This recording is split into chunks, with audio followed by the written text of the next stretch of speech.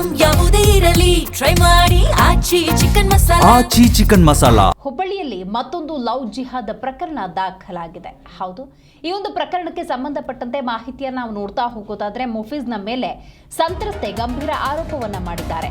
6 ತಿಂಗಳಿನಿಂದ ವಿಡಿಯೋ ಮಾಡಲು ಒತ್ತಾಯ. ಕೆಲ ವಿಡಿಯೋವನ್ನ ಇಟ್ಟುಕೊಂಡು ಮುಫೀಜ್ ಬ್ಲ್ಯಾಕ್ ಮೇಲ್ ಮಾಡಿರುವಂತಹ ಗಂಭೀರ ಆರೋಪವನ್ನ ಸಂತ್ರಸ್ತೆ ಮಾಡಿರುವುದು.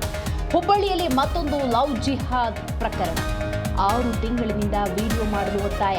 ಕೆಲ ವಿಡಿಯೋವನ್ನಿಟ್ಟುಕೊಂಡು ಮುಫೀಜ್ ಬ್ಲ್ಯಾಕ್ ಮೇಲ್ ಮಾಡಿರುವಂತಹ ಗಂಭೀರ ಆರೋಪವನ್ನ ಆಕೆ ಮಾಡ್ತಾ ಇದ್ದಾರೆ. ಆರೋಪಿ ಮುಫೀಜ್ ವಿರುದ್ಧ ಸಂತ್ರಸ್ತೆ ಮಾಡಿರುವಂತಹ ಈ ಗಂಭೀರ ಆರೋಪಕ್ಕೆ ಕಾನೂನಾತ್ಮಕವಾಗಿ ಯಾವ ರೀತಿಯ ಪ್ರತಿಕ್ರಿಯೆ ಸಿಗುತ್ತೆ ಕಾದು ನೋಡಬೇಕಾಗಿದೆ. ನ್ಯಾಯ ಸಿಗುವವರೆಗೂ ಕೂಡ ಕಾನೂನು ಹೋರಾಟವನ್ನು ನಾನು ನಡೆಸ್ತೀನಿ ಅಂತ ಸಂತ್ರಸ್ತೆ ಹೇಳಿರೋದು.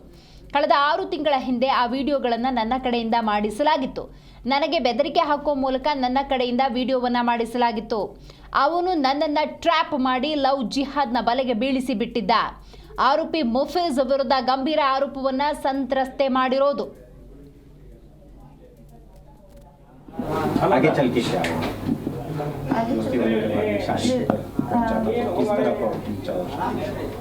फैमिली मेम्बर्स को वो बोला है ऐसा हुआ है, ऐसा नहीं, हमारा इसमें तो नहीं होता है, हमारा हिंदू में ऐसा नहीं होता है, बट उनकी तरफ से यस था.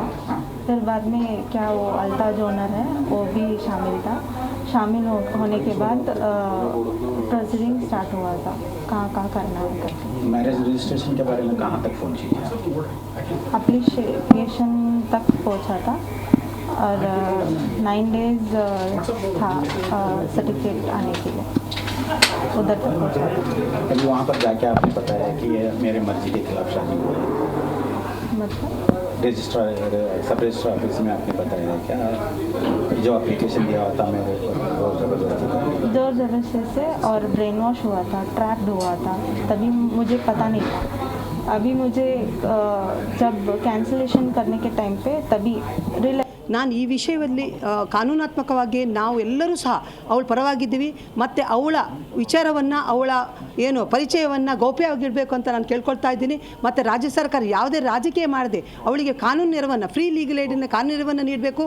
ಮತ್ತೆಲ್ಲರೂ ಸಹ ನಾವೇ ವಕೀಲರೆಲ್ಲರೂ ಸೇರಿ ನಾವು ಅವಳಿಗೆ ಖಂಡಿತವಾಗಿ ರಕ್ಷಣೆಯನ್ನು ಸರ್ಕಾರದ ಮುಂದೆ ಕೇಳ್ಕೊಳ್ತಾ ಇದ್ದೀವಿ. ಅವಳಿಗೆ ರಕ್ಷಣೆಯನ್ನು ನೀಡಬೇಕು. ಮತ್ತು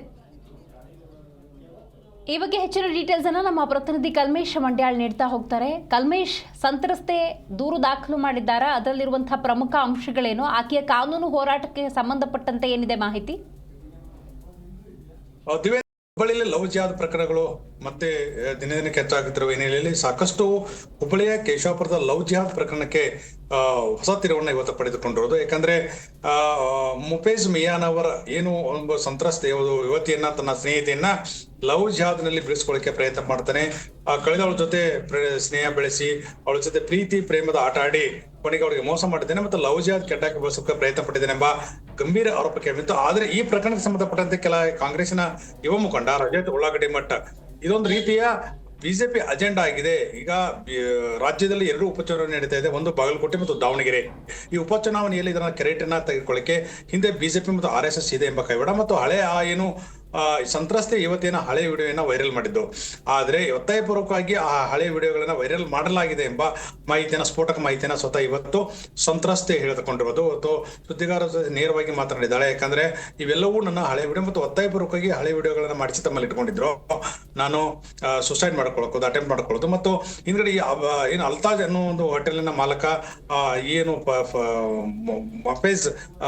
ಮುಫೀಜ್ ಮಿಯಾನ್ ಅವ್ರ ಜೊತೆಗೊಂಡ್ಕೊಂಡು ನನ್ನ ಲವ್ ಜಿಹಾದ್ಗೆ ಕಳೆದುಕೊಳ್ಳಕ್ಕೆ ಪ್ರಯತ್ನ ಪಟ್ಟರು. ಆದ್ರೆ ಎಲ್ಲ ಒಂದ್ ಕಡೆ ಸಾಕಷ್ಟು ರೀತಿಯ ಪ್ರೇರೇಪಣೆ ಮಾಡಿದ್ರು. ನಾನು ಬೇಡ ನನಗೆ ಇಷ್ಟ ಇಲ್ಲ ಅಂದ್ರೂ ಸಹ ಈ ರೀತಿಯಾದಂತಹ ಒತ್ತಾಯ ಮಾಡಿದ್ದಾರೆ ಎಂಬ ಸ್ಫೋಟಕವಾದಂತಹ ಗಂಭೀರ ಆರೋಪವನ್ನ ಇವತ್ತು ಸಂತ್ರಸ್ತೆ ಮಾಡಿದ್ದಾಳೆ.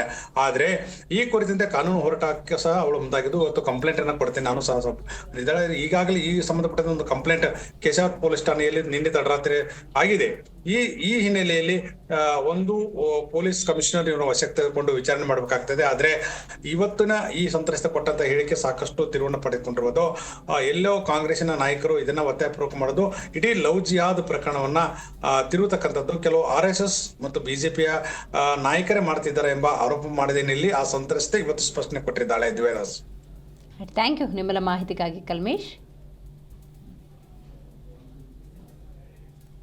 तैयार नहीं थी, अब पेरेंट्स के साथ दे रही हैं, तो किस तरह आपको